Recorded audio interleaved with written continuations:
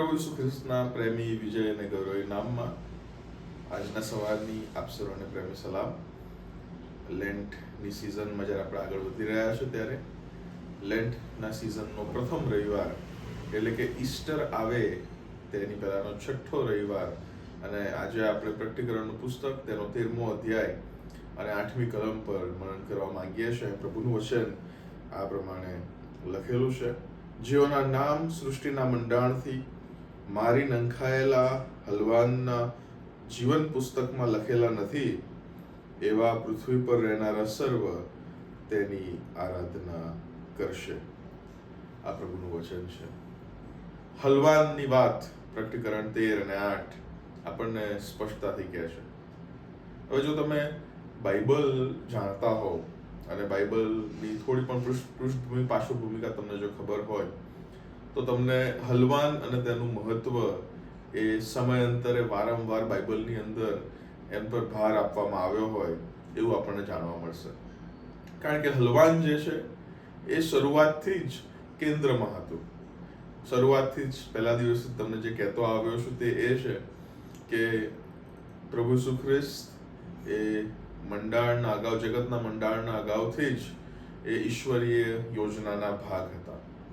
અને ઈશ્વરનો જે પ્રેમ અને ઈશ્વરની જે કૃપા છે એ માણસની પતિતતા અને માણસના પાપ કરતા ઘણા મોટા છે.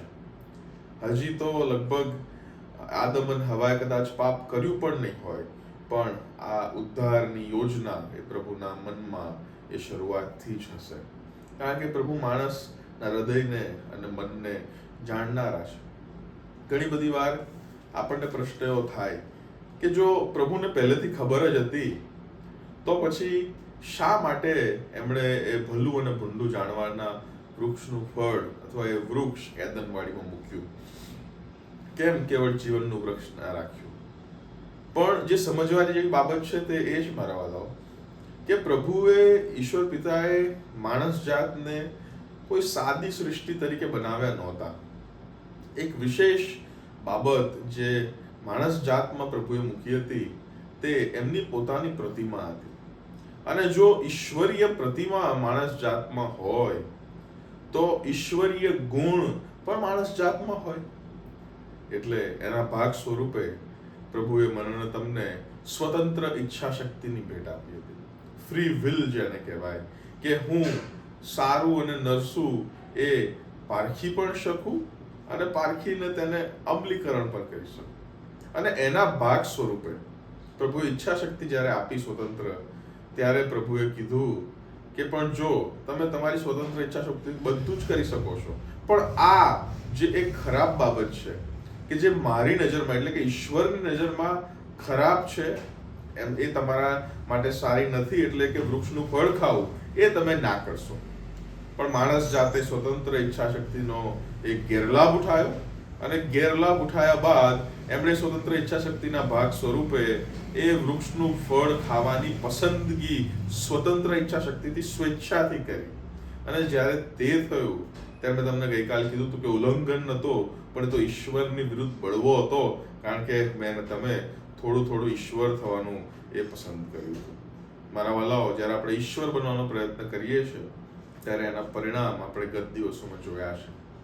પણ ઈશ્વરીય એ ઉદ્ધારના ભાગ સ્વરૂપે, ઈશ્વરીય તારણ અને છુટકારાના ભાગ સ્વરૂપે પ્રભુ ઈસુ ખ્રિસ્ત એ વધસ્તંભ એ શરૂઆતથી જ એ આપણા મધ્યમાં પ્રભુ મૂકે છે. આપણે પ્રોટો યુવાંગેલિયોન જોયું, ઉત્પત્તિ 3 અને 15, કે જ્યાં સ્ત્રીનું સંતાન સર્પના માથાને છૂંદે છે. મારા વાલાઓ, ત્યાં બીજી એક સિમ્બોલિક ઘટના એ ત્યાં બને છે જે ગઈ વખતે બહુ જ સંક્ષિપ્તમાં મેં તમને કહી હતી, પણ આજે એનું વિસ્તૃતીકરણ કરવા માંગુ છું. ત્યાં ગાડી એ લોકો જ્યારે અંજીરના ઝાડના પાન લઈને પોતાને સારું વસ્ત્ર સીવે છે ત્યારે એ ક્ષણિકતા બતાવે છે, અથવા માણસની સમજ અને માણસની સમજની સીમિતતા બતાવે છે. અને ક્ષણિકતા અને સીમિતતાની સામે ઈશ્વર એમની માટે જે પ્રાવધાન કરે છે એ પરમનન્ટ એટલે કે કાયમી ટકનાર હતું. ઈશ્વર ત્યાં ગાડી એ અંજીરના પત્તાઓને હટાવે છે અને ત્યાં એમને ચામડાના વસ્ત્ર આપે છે. હવે આપણે જાણીએ છીએ ચામડું શેનાથી બને. ત્યાં પણ વધ થયું છે, ત્યાં પણ એદનવાડીમાં પણ રક્ત વહ્યું છે, અને એદનવાડીમાં એ રક્ત વહેવાથી એમને વસ્ત્ર મળે છે, અને તેઓ તે વસ્ત્રને પહેરી શકે છે, એનાથી પોતાના શરીરોને ઢાંકી શકે છે, એનાથી પોતાની શરમને દૂર કરી શકે છે. કારણ કે આપણે જોયું હતું કે પાપ કરવાને કારણે એમના આંખો ઉઘડી ગઈ, અને એમની આંખો એ જ્ઞાનમાં ઉઘડી નથી, એમની આંખો એ એન્લાઇટનમેન્ટમાં ઉઘડી નથી, પણ એમની આંખો શરમમાં ઉઘડી ગઈ. એમને ખબર પડી કે અમે નિવસ્ત્ર છીએ અથવા અમે નાગા છીએ, અને એટલા માટે તેઓ પોતાના માટે આ ટેમ્પરરી સોલ્યુશન અંજીરના વૃક્ષના એ પત્તાઓનું કરે છે. પણ પ્રભુ કહે છે કે હું તમને ચામડાના વસ્ત્ર, કાયમી ટકનાર વસ્ત્ર આપીશ. ત્યાં પણ હલવાનનું રક્ત વહ્યું, અને એ હલવાનના ચાપડાના વસ્ત્રો આદમ એન્ડ હવાએ પહેર્યા. આખા બાઇબલમાં વારંવાર સમયાંતરે આ હલવાનના રક્તનું મહત્વ એ પ્રભુ આપણને બતાવે છે. તો તમે નિર્ગમનનું પુસ્તક જુઓ તો નિર્ગમનના પુસ્તકની અંદર પણ એ જ હલવાનના રક્તનું મહત્વ બતાવવામાં આવ્યું છે. જ્યારે મૂસાની આગેવાનીમાં ઈશ્વર થકી એ મિસરની ઉપર 10 મરકીઓ પડે છે, અને 10 મરકીઓમાંની જે છેલ્લી મરકી હતી, એ છેલ્લી મરકી એ હતી કે દરેકે દરેક ઘરના પ્રથમ જનિત દીકરાઓનું મરણ થાય.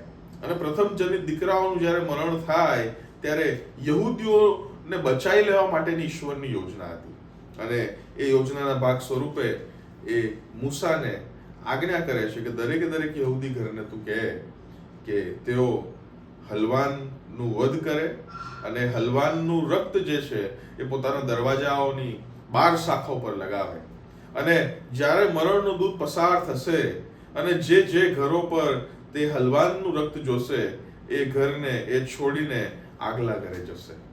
That is what the festival of Passover means, to pass over the Jewish homes. એ પાસ્ખાનું પર્વ, અને એ પાસ્ખાના પર્વની અંદર પણ એ જ મહત્વ બતાવવામાં આવ્યું છે કે હલવાનનું રક્ત જે છે એ સબસ્ટિટ્યુટ છે, એટલે કે હવેજી છે, કે જે મારે તમારે સારું. ખરેખર એ મરણનો ભોગ એ જે તે કુટુંબનો પ્રથમ જનિત બનવાનો હતો, પણ એની જગ્યાએ હલવાનનું રક્ત એ સબસ્ટિટ્યુટ કરે છે. મારા વાલાઓ, પ્રભુનું વચન એ બહુ સ્પષ્ટ વારંવાર હે ને.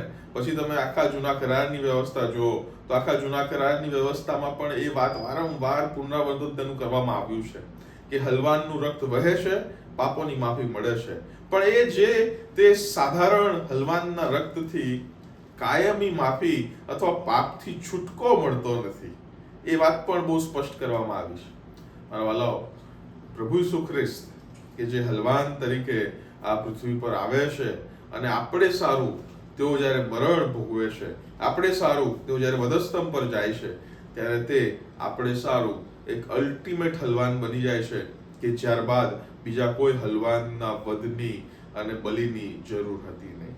કારણ કે પ્રભુ ઈસુ ખ્રિસ્ત એક સિદ્ધ અને એક પરિપૂર્ણ એ ઈશ્વરીય હલવાન હતા, અને એ કેવળ સાધારણ હલવાન નહોતા, પણ એની સાથે સાથે જે બલિ થાય છે હલવાન તો તેઓ હતા જ હતા, પણ પ્રમુખ મુખ્ય યાજક પણ પ્રભુના હતા કે જેઓ ઈશ્વરની સમ્મુખ વેદી પર ઉભા રહે છે.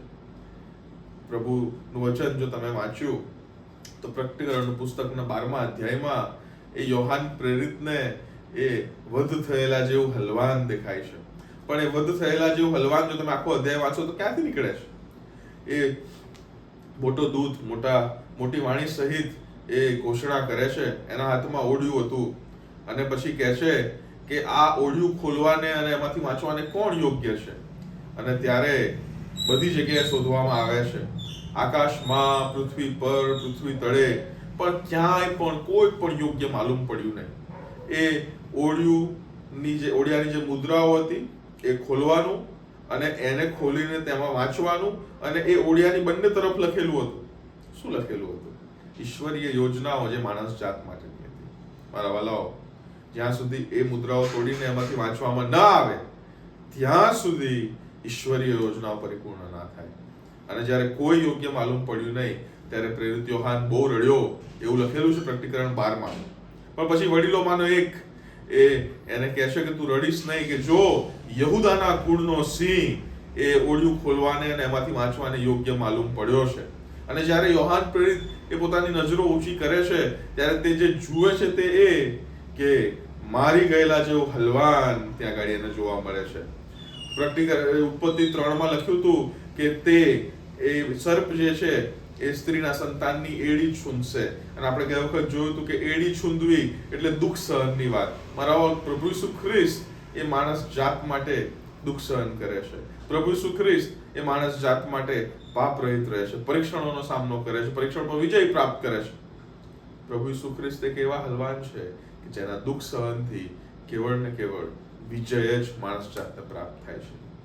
પ્રથમ આદમ બધી જ બાબતોમાં નિષ્ફળ ગયો હતો અને આપણે પ્રથમ આદમના એ સંતાન છીએ. પણ બીજો આદમ કે જે માણસ જાતનું અલ્ટિમેટ પ્રતિનિધિત્વ ઈશ્વરની સન્મુખ કરે છે, અને અત્યારે હાલમાં પણ જેની પરિસ્થિતિ શું છે, where is God, where is Jesus Christ? પ્રભુ ઈસુ ખ્રિસ્ત એ ઈશ્વરને જમણે હાથે બિરાજમાન છે, જે સતત એ મારે ને તમારે માટે મધ્યસ્થી કરે છે. એટલે માણસ જાતનું પ્રતિનિધિત્વ અત્યારે એ બીજો આદમ એટલે પ્રભુ ઈસુ ખ્રિસ્ત કરી રહ્યા છે. ત્યારે જ્યારે એ ઈસુની ગમ આપણે ફરીએ છીએ અને નજર કરીએ છીએ, એ મારી ગયેલા જેવો હલવાન કે જેણે આ બધું કંઈ જ કરવાની જરૂર નહોતી.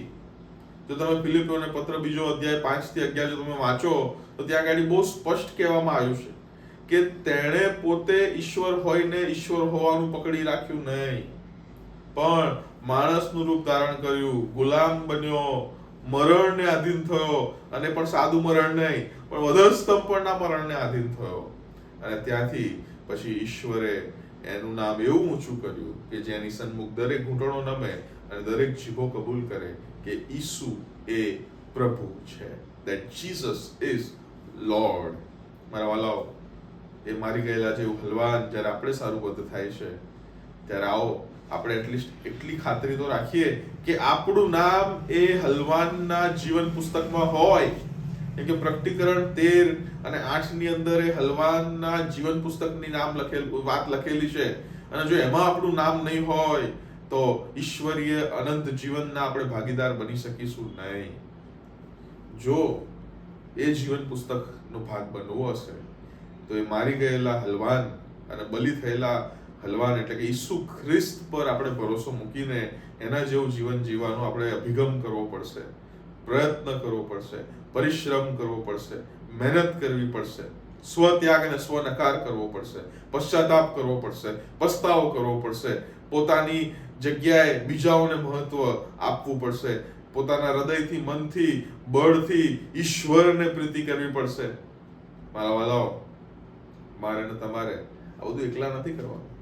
આપણે સારું બીજો સંબોધક કે જે પવિત્ર આત્મા આપણને સભાન કરવાને માટે આ મોકલેલા છે, આપણને સશક્ત કરવાને માટે મોકલેલા છે, અને ઈશ્વર પવિત્ર આત્માની સહાયથી એ સઘળું શક્ય છે. આવો આપણે ઈશ્વર પવિત્ર આત્માની સહાય માંગીએ કે તેમની પ્રેરણા થકી, તેમના સામર્થ્ય થકી તેઓ આપણને વધુ ને વધુ દિન પ્રતિદિન થોડા થોડા ઈસુ જેવા બનાવે. અને જ્યારે આપણે ઈસુ જેવા બનવાનો પ્રયત્ન કરવાનું ચાલુ રાખીશું ત્યારે ચોક્કસ જેમ ચામડાના વસ્ત્રો આદમ અને હવાએ પોતાની શરમ ઢાંકવાને માટે પહેર્યા હતા, એમ જ ઈશ્વરનું ન્યાયપણું એ હું ને તમે એ પ્રભુ ઈસુ ખ્રિસ્તમાં પહેરીશું, કે જે દ્વારા જ્યાર પછી આપણને હવે આપણા પાપ અને આપણા શરમ આપણાથી દૂર કરવામાં આવશે. આવો આપણે ઈસુ તરફ જોવાનું છોડીએ નહીં. આ લેન્ટની સિઝન, આ તેનો પ્રથમ રવિવાર એ આપણને એ જ યાદ કરાવે છે કે હલવાન આપણે સારું મરણ પામ્યો છે, પણ એ મરણ એ હલવાનને માટે અંત નહોતું. અને એટલા માટે આપણે જ્યારે હલવાનના આપણે અનુયાયીઓ છીએ, આપણે જ્યારે ઈસુ ખ્રિસ્તના અનુયાયીઓ છીએ, ત્યારે આપણે માટે પણ એ પ્રથમ પૃથ્વી પરનું મરણ અંત હોઈ શકે નહીં. અને ઈસુ તરફ જોવાનું અને એ પ્રમાણે જીવવાનું આપણે ભૂલી જઈએ નહીં.